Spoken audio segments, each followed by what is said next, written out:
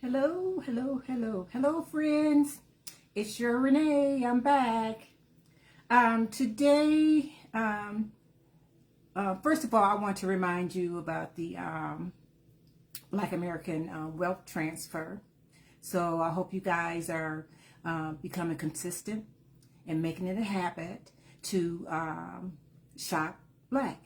And you business owners, I hope you're looking out for opportunities. If once you're blessed with all these additional customers and helping build the communities so that we can be economically stable and self-sufficient. So we work together. So when it's your time to be the consumer, you're the consumer. And then when you build, if you're staying within the community, both the consumer and the business owners are going to flip-flop, in regards to what your role is at the particular time. So depending on, what your needs are. So find yourself, your business of choice, who you're going to make sure that you patronize.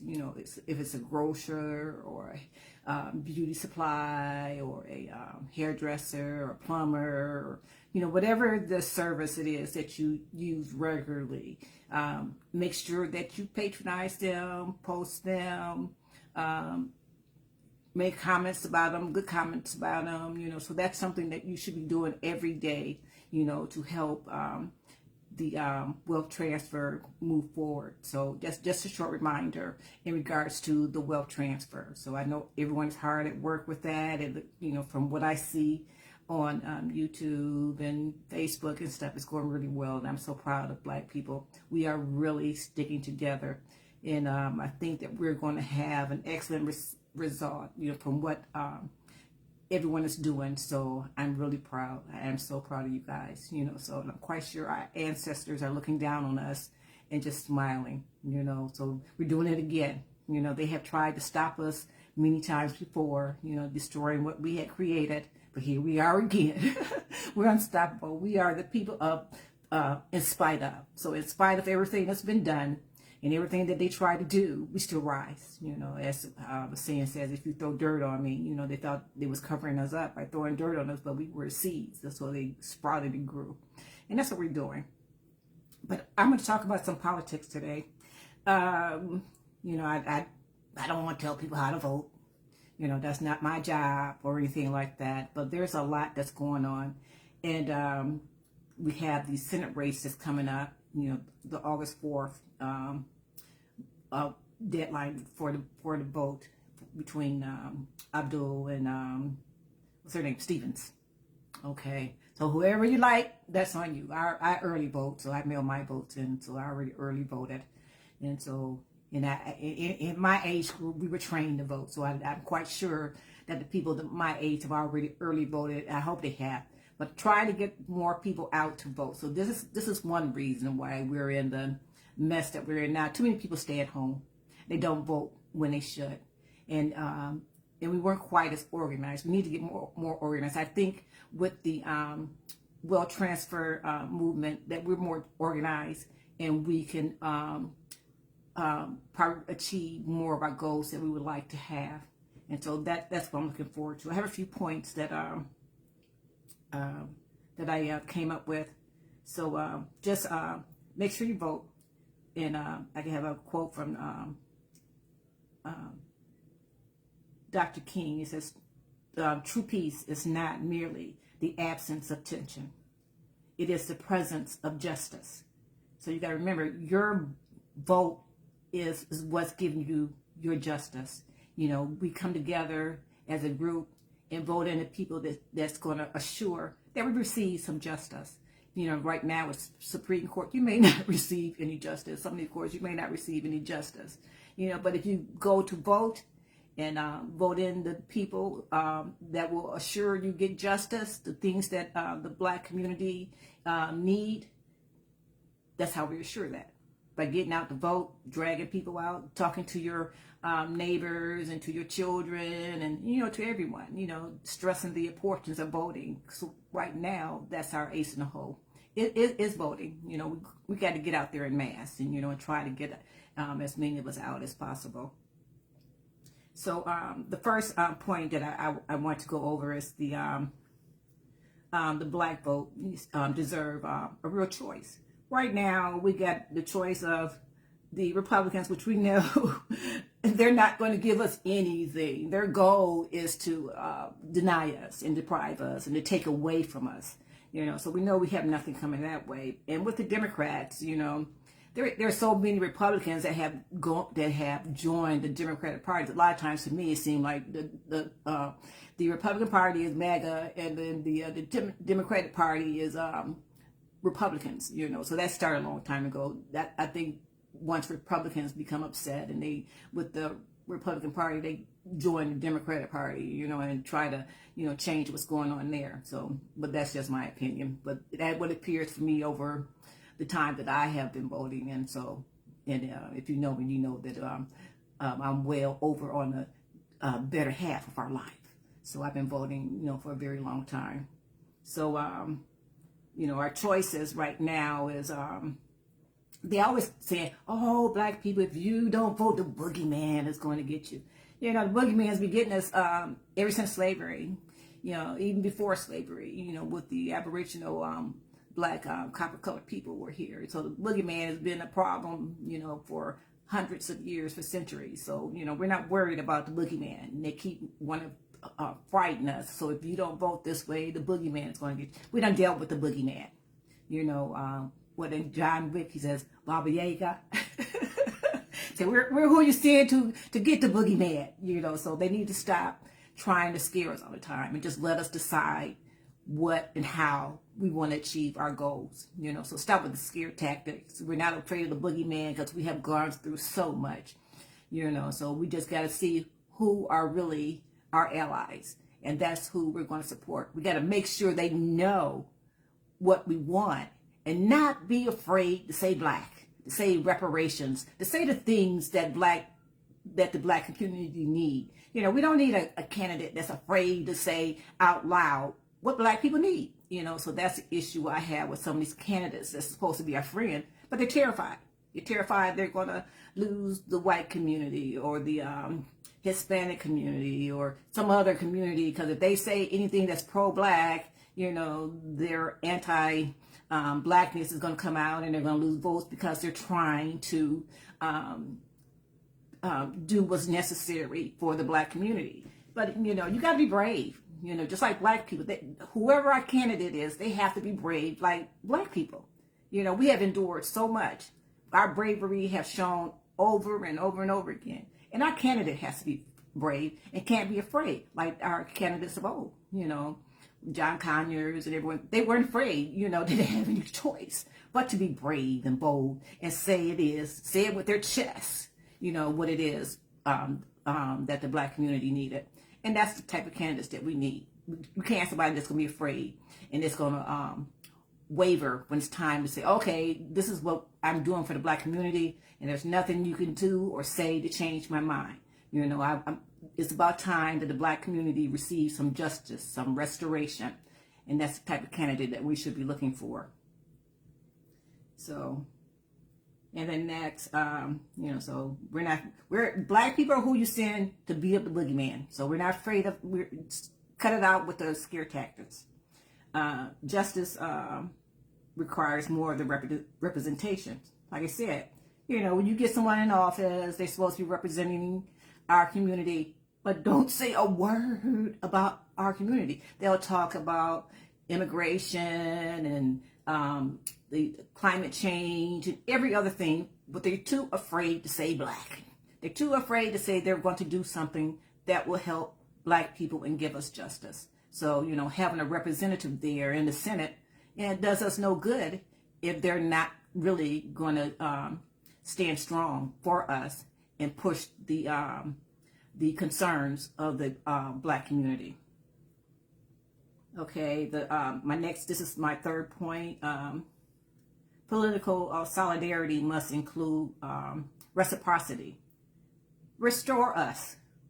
It must include restoring us. We've been waiting 400 years. They keep telling us to wait. We're supposed to wait for people's attitudes to change, wait for them to be no longer anti-black. We've been waiting for 400 years. And for a large portion of our country, that is not going to happen. they're not going to become anti-black. Non-anti-black. So you're holding your breath. That's how we got into this mess. A lot of the anti-black people decided, oh, they didn't care about Project 2025 or anything, and they thought Donald Trump getting in. They thought the suffering would just be black people. They knew about Project 2025. They knew all the pain and suffering they had in store for black people and everything that they were planning on taking away from us. They didn't care. We lost too much. We expect reciprocity. We expect to be restored. We expect justice. And that's what our candidate must be prepared to do without wavering. Okay, now for 4. Okay, so, and we got to be brave. We understand that other people are suffering and stuff, but we're tired of them jumping the line. Everybody gets to jump the line. They want us to always come out for other people's concerns and goals, and they end up getting first. They've been eating off our plate. We're lifting it up. They're standing on our shoulders. Then, the next thing, once they get what they want, then they look at us and just start telling us how tall they are. They're standing on our shoulders, everything that we built. And they were so willing to just disregard everything that we had built and put together, the civil rights, the Voting Act, and, all this. They didn't care about that stuff. So, so we got to, we can't surrender our concerns because someone may feel a little funny about our candidate saying black or justice for black people, or this is, or having the strength and the courage to go forth to do what's right for black people. We know there's many tragedies in this world, but there's a lot of tragedies here, and black Americans have been enduring for centuries. So the biggest thing when I came back from California, I was surprised that as far as we had very little black representation. And it was really surprising to me. I had been in California for like 15 years, so, and when I came back, we had a Republican as the mayor, and, just different stuff. Detroit is different now, and it's like, I don't know what happened, but we need to come together. We're still majority black town, so we got to get these people out that's sitting at home, not willing to vote, so that we can have true representation. And that's what we need. Okay, number 5. Okay, it said, number 5 was ask both candidates the same questions. What I did over the this week, I had one post. I said I remembered, I'm old enough to remember November the 2024, and there was 4 things that I asked in regards to that concerned the black community, and neither one of them responded to it. Both candidates are afraid to say black. They're afraid to say what they're willing to do for black people, and so that's my biggest concern. We can't have a representation, as I said before, that's afraid to say black. That's afraid to say that I'm gonna make sure that the black community is restored.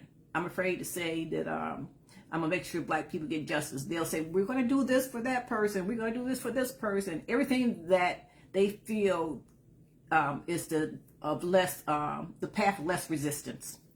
So they're really strong with that. So they're not interested in saying, I'm standing strong for the black community. Neither side were willing to answer questions or say, that they stand 10 toes. I heard our black representatives saying they stand 10 toes down for the candidates, but the candidates are not saying that they're standing 10 toes down for us. So the 6th one is separate black interests from blind party loyalty. We are not the help.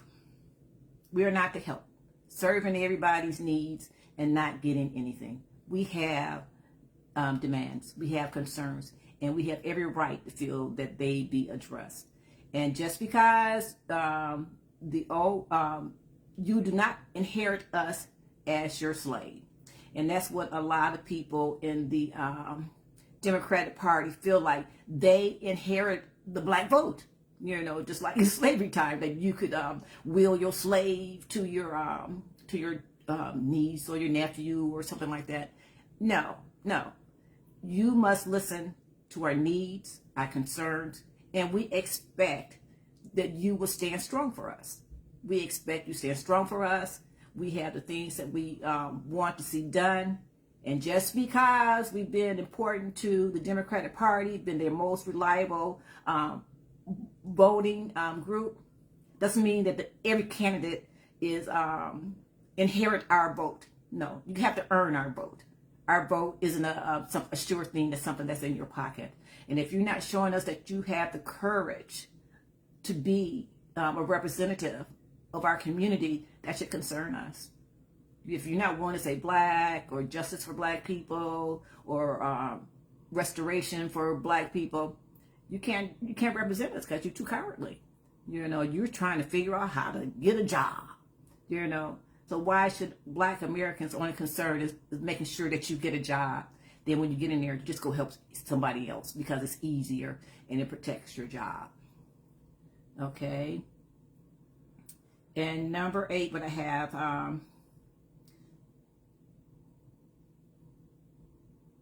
and as I said, number 8 is, this isn't about being against anyone or anything like that. But I have to tell you, it just gets my Rashida. I can't think of her last name. I do not. What she did in the 2024, it just burns me. Every time I see her, I wish they stopped showing her. I'll be softening up. Did they show her? And I remember how she led the thing, the protest in regards to not voting for Kamala. So they stand was in the back so quickly, and stuff. And it's like, why is she still there? Why? And so, but like I said, I don't understand that. Why is she still there? We saw that she was stabbed us in the back and tripped us up, and she, not always for black people. She takes the easiest path, that's going to make sure she has a job. She's going to make sure her constituents, her people get what they need, but she's not looking out for black people. So like I said, she's afraid of black women being in authority situations, having power. So I'm concerned with that. We have so many intelligent black women, all you brainiacs out there, they know they need us in those offices to get things done the proper way, the correct way, for people that's been in the system, know the system, know how America works. So they need us there. In our black men, we're the ones that built America, but they don't want us to take part in the decision making. And so it's just sad that some of the, besides, some of our white people that's in the Democratic Party, that other races feel the same way, and they block us, and from having authority and having power, So, but it's, it just becomes really complicated. When you're dealing with that. So you got to really vet your candidate when it comes to that. But if you know a candidate is going to stab you in the back, it's going to stop black people from having authority, that's not a good candidate for us. They have to be even, regardless to if you're black or Arab or Mexican or whatever. They got to make sure that they're going to always pick the most qualified candidate. So that hasn't been proven for some of the officials that's in the Democratic Party, because they're terrified of saying black. They're terrified of black power, So, but black power is what gave them their civil rights, the ability for immigrants to come over here, and voting rights, and they're and all of a sudden the things that were a blessing to them, they're terrified of the people that provided it for them. Okay, and I think my last one is number 9. I already touched number 9 and said we're not voting. We're not inherited property. So the black vote is, we have our own minds. As you see, we're diverse. We have people that voting for Abdul. We have people that's voting for Stevenson. We don't all think alike. you know, but they want us all to always be for the Democratic Party and whatever go, just, you know, just fall into step for whatever that they want us to do. And it's not like that. That time is over. The time for that is over. We're addressing our concerns, just like with the Black American wealth transfer. We're thinking about our community. We have labored so hard and so long for everyone else. It seems like by now they'll be more than eager to want us to have, you know, the things that we need, you know. And it's just sad that after all these years and everything that we have done for everybody else, it's never enough. You know, as the word would say, some of them are greedier than the grave. You know, it would never, Black folks would have never done enough for them to be satisfied to say, okay, you know, let's all push to make sure Black people are restored. And some people are not going to feel that way. And, you know, so, but the Democratic Party has to understand, no, you don't inherit our votes. No, you got to earn them. And so, friends, just remember, our votes, a lot of people, just like with the wealth transfer, a lot of people say, oh, it's hate, it's discrimination. No, it's just us thinking about ourselves. And our votes are the same way. We should think about ourselves and our communities, you know, our children and our schools and our hospitals and who our leaders are. You know, we have the right to do that. Everyone else does it. But somehow when Black people choose to do that, you know, they want to say we're being disruptive or we're doing something wrong. And that's not true. They're like that all the time, you know, and so we have to always, we got to look out for ourselves. You know, we don't look out for everyone else. It's time for us to look out for ourselves. And we always do it in love. People cannot say that Black Americans do not love them. We have been loving on them for decades, for centuries. We've been loving on people, you know, all the time, always trying to do what's right. That's why they always calling on us, because they know Black Americans love people. We are the original humanitarians. You know, we are the first people of humanity. You know, so we love people, and we always strive to do what's right for everybody, even when it was hurting us. You know, and that's still today. So it's taken a lot for us to change that state of mind. We got to think of ourselves. We got to think of ourselves, because everyone's not like us. They're not like us. They're not as loving as we are. We are some loving people, and we want to believe that everyone is just like us, and they're not. And it's just sad, but we have hundreds of years of proof of that. You know, so, you know, be conscious of who you're voting for. Make sure you do your research, you know, because a lot of people, and you know, you got to worry about some people are skinfolk and kinfolk. You got to worry about that too. So make sure you do your research on all the candidates. Make sure they have the courage and the integrity to be your representative. You know, we have a lot of cowards. You know, that's how we got here. We have a lot of cowards, you know, that won't do what's right, that won't do, that's not interested in justice. They're just interested in having a job and pulling their friends up, you know. So we have to do whatever we can to get more of our people out to vote, so that we can have some justice. And that's it for today. I love you guys. Talk to you later.